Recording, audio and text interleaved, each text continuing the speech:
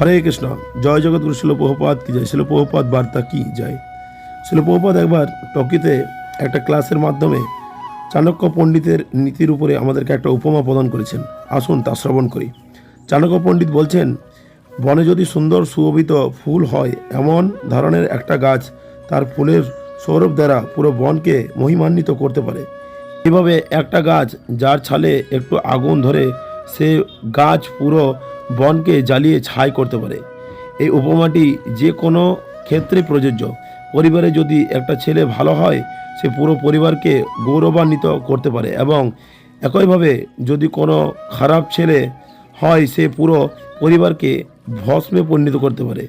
Tokyo, August 25, 1970। জগৎগুরু শিল প্রভুপাদ বার্তা। শিল প্রভুপাদ বার্তা কি জয়। আদর্শবান ছেলে প্রত্যেকটা বাড়িতে প্রয়োজন, তাই আদর্শবান ছেলে তৈরি